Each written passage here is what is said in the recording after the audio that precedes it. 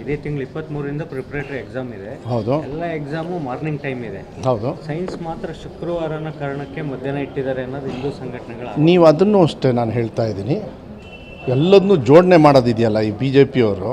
ನನಗೆ ಗೊತ್ತು ಯಾರೋ ಇದ್ರ ಬಗ್ಗೆ ಕೆಲವು ಧರ್ಮಕ್ಕೆ ಒಲವನ್ನು ತೋರಿಸೋದಕ್ಕೆ ಅಂಥೇಳಿ ಈ ಕಳ್ಳಂಗೆ ಒಂದು ಸುಳ್ಳು ನೆಪ ಬೇಕು ಅಂತಾರಲ್ಲ, ಇದು ಬಿ ಜೆ ಪಿಯವರ ಅಂಗ ಸಂಸ್ಥೆಗಳ RSS ಇರ್ಬೋದು, ಅವರೆಲ್ಲ ಬೇರೆ ಬೇರೆಯವರು ಇದ್ದಾರಲ್ಲ, ಅವ್ರ ಕೆಲಸ ಇದು.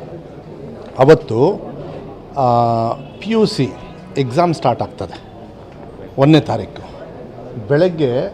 ಬೆಳಗ್ಗೆ ಅವ್ರಿಗಿರೋದ್ರಿಂದ, ಇದು ಪ್ರಿಪ್ರೇಟ್ರಿ ಇರೋದ್ರಿಂದ ಅದನ್ನು ಆಮೇಲೆ ಮಾಡ್ತಾಯಿದ್ವಿ. ಆಮೇಲೆ ಒಂದು ತಿಳ್ಕೊಳ್ಳಿ, ನಾವು ಯಾಕೆ ಹೇಳ್ಬೋದು, ನೀವು ಬೇಕಾದ್ರೆ ಒಂದು ದಿವಸ ಮುಂದೆ ಹಾಕ್ಬೋದು.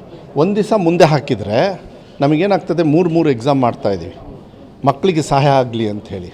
ಆ ಮಕ್ಕಳಿಗೆ ಸಹಾಯ ಆಗೋದ್ರಿಂದ 1,20,000 ಮಕ್ಕಳಲ್ಲಿ PUCಯಲ್ಲಿ 42,000 ಮಕ್ಕಳು ಪಾಸಾಗಿ ಕಾಲೇಜಿಗೆ ಹೋಗಿದ್ದಾರೆ. ಡ್ರಾಪ್ಔಟ್ಸ್ನ ನಮ್ಮ ಸರ್ಕಾರ ನಿಲ್ಲಿಸಿದೆ. ಆ ಸಂದರ್ಭದಲ್ಲಿ ಇಂಥ ವ್ಯವಸ್ಥೆನ ನಾವು ಹೆಚ್ಚು ಕಮ್ಮಿ ಮಾಡ್ತೀವಿ.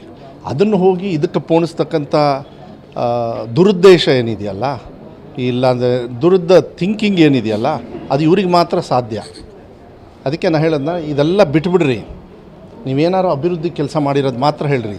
ಸರ್ಕಾರ ನಮ್ಮದು, ನಮ್ಮ ಮಕ್ಕಳಿಗೆ ಅನುಕೂಲ ಆಗ್ತಕ್ಕಂಥ ರೀತಿಯಲ್ಲಿ ನಮಗೆ ಅಡ್ಮಿನಿಸ್ಟ್ರೇಷನ್ ಮಾಡೋದು ಗೊತ್ತಿದೆ, ಅದನ್ನು ಮಾಡ್ತೀವಿ.